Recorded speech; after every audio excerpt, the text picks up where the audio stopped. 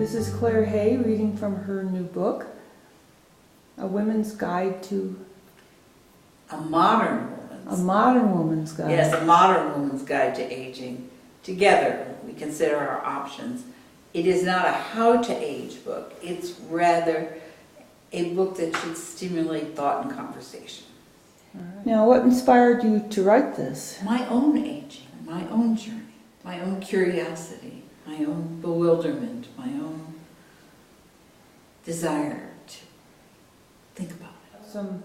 I noticed you have some blank pages that you can write on. And yes, you can view, there are exercises in it which you can ignore.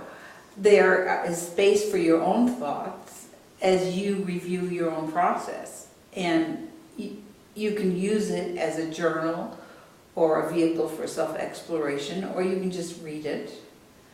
You know, I'm not sure how people are going to see it as a vehicle for their own self-discovery, I'm hoping. So it is interactive. It is, and I don't feel that I have any authority to tell anybody how to age. And I sort of am annoyed by, books that have just one view, and they spend the whole book selling you on, their vitamins or their exercise program or the way to think about yourself. And this is just more of a book that covers a lot of subjects that really affect us as we age, including some of the science of aging. And what made you decide to self-publish? Well, I have a gallery and I have a collector base, and I thought I would start with the circle of people who already knew me. And also, at this age, it's really hard for me to apply to things, to ask for, to be a supplicant isn't really something I'm enjoying much. I don't know if I ever enjoyed it, but I certainly, at 69, have really very little desire to say, please. So what press did you choose? I chose Mira, and they were very nice. They were very helpful. And how can people find your book if they want to buy it? If they want to buy it, at this point they can go to either my website, which is claireworks.com, or the book's website, amodernwomansguide.com, or they can go to charming downtown Arroyo Seco on the way to the Taos ski valley and stop in at the gallery, and there they'll have a chance to see my artwork and jewelry.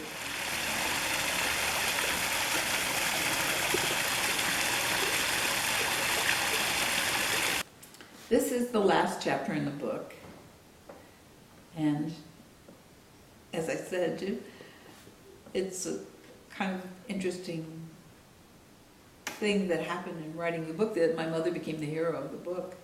And I actually had a very challenging relationship. That means I had a very difficult relationship with my mother, who was quite the narcissist, and we're probably not suited to be a mother, but she was a fascinating woman and truly a modern person. So I'd like to read the beginning of chapter 7, which is called The Last Laugh and Other Thoughts on Dying. Death governs everything: trees, bees, worms, elephants, solar systems, and every woman that inhabits a temporary, meant to self-destruct body. This is the given. Your life is an unknown amount of time between the bookends of your birth and your death. When I was young, I was immortal. As I age, I've been thinking much more about my demise and its effect on the family I leave behind, who I hope will be alive to witness my departure and inherit the material goods I have accumulated from a successful career. I, Claire Haye, wish to exit gently and to leave behind tidiness and generosity, a clear message for me that I cared. I can accept the fact that my life will close. It's the truth. My certain ending is the last sentence in the last chapter.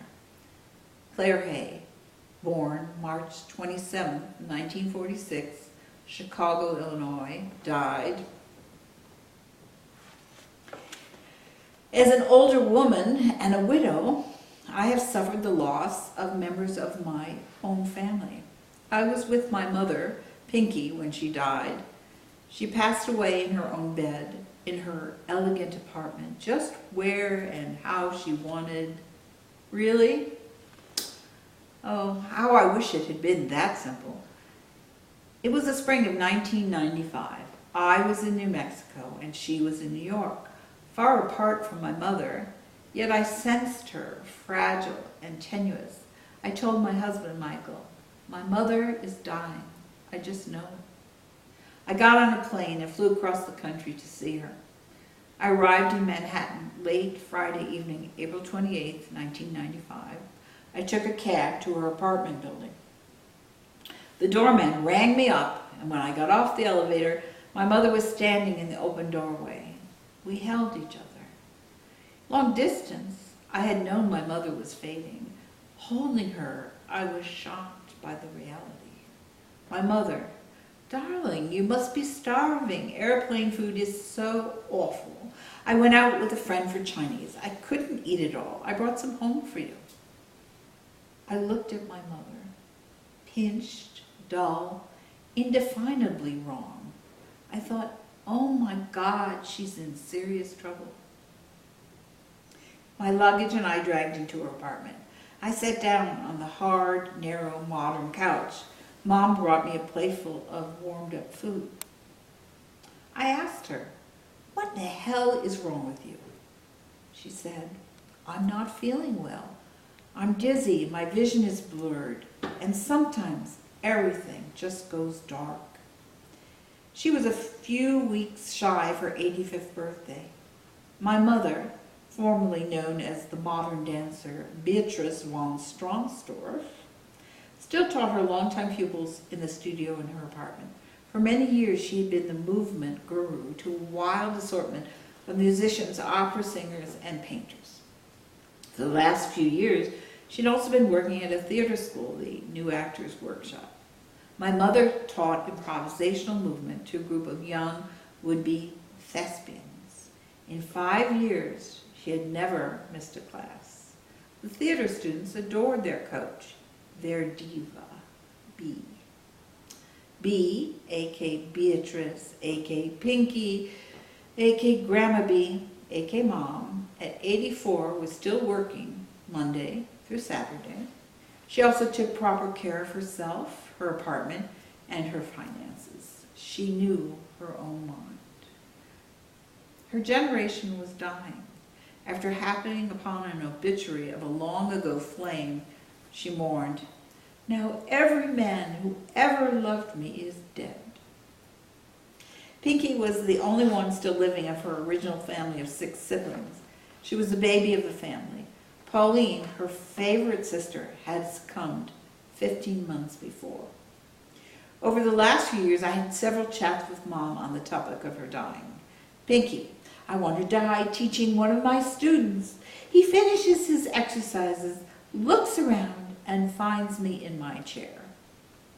She was probably hoping he would be Sandy, the opera singer, one of her most beloved pupils. And Sandy might have thought it an honor. In the summer of 1993, my mother and I had taken the train from Manhattan to Connecticut to visit her 92-year-old sister, Pauline. My aunt was still living in her house with its well-tended grounds. Pauline had spent decades in Japan. Before she retired, she managed an Asian import company with offices in Manhattan. Over the years, she had transformed her Connecticut yard into a serene Japanese garden. We arrived at her house. Pauline was no longer the woman we had known. She had full-time caretakers. Pauline was outside being pushed in her wheelchair by a helper. My aunt was bent over in the chair, her head twisted and crooked like an inquisitive bird. She was drooling on her robe. My wonderful, brilliant aunt, who used to whip out her fountain pen and kill the New York Times crossword puzzle, 20 minutes, no more. Aunt Pauline spoke, but we did not understand her words. My mother, in a tight, quiet voice, "If you see me like that, I want you to smother me with a pillow. Just put a pillow over my head. You understand?" I had listened carefully to my mother's thoughts about her death, but I did not expect to be present at her last moments. Yes, my mother had clearly communicated to me how she felt about losing her ability to function and run her own life. I had journeyed from New Mexico to her New York apartment because I was concerned about her. Here and now, my mother and I were together, and I was not sure what to do. It was Saturday morning, April 29th, 1995. I had spent a restless night attempting to sleep on the futon in my mother's office. When morning finally arrived, I phoned my children. Vanessa, the younger, said, "We will bring Grandma B to our house and take care of her." Melissa, the firstborn, asked, "How are you doing, Mom?" I convinced my mother to call her physician. I listened to her side of the conversation. She yelled in the phone, "No, I do not want to go to the emergency room of the hospital. No, I will not meet you there." All right. I will come into the office first thing on Monday." I conferred with our cousin Larry, a well-known psychiatrist. He had his colleague, a big-name neurologist, phone the house. This doctor asked if she'd been taking her blood pressure medicine. Pinky responded, "No, I ran out of pills, and I haven't had the prescription refilled." Pinky responded, "No, I ran out of pills, and I haven't had the prescription refilled." The neurologist begged me to bring her to the hospital. Pinky declined. April 30th, 1995 was the last Sunday. Pinky got up and made her usual pot of very strong coffee. The smell of brewing coffee brought me to the kitchen. There she was. My mother stood hunched over in a white, lacy nightgown, her dark hair lank around her, unsteady. She held her hand against the kitchen wall. She said, "It's so strange. I haven't put on my makeup this morning." Later that morning, two sisters, her devoted students, came by with her blood pressure medicine and also with a cuff to find out how she was doing. 240 over 160. I made everybody Sunday brunch. My mother sat with us for a while. Then she excused herself and went to bed. When our visitors left, my mother and I had this conversation. "Mom, what do you think is wrong with me?" "Me, you're having a series of strokes." "Mom, what is the worst that can happen?" "Me, you will die." "Mom, I am ready to embrace death." What followed is really hard to share. I kept asking her to go to the hospital, and she kept rebuffing me. Late that Sunday evening, I said, "Mom, please let us go to the hospital. I want to take you." She said in a clear, loud, and very firm voice, "I absolutely refuse to go to the hospital." And that was the last thing my mother ever said to me.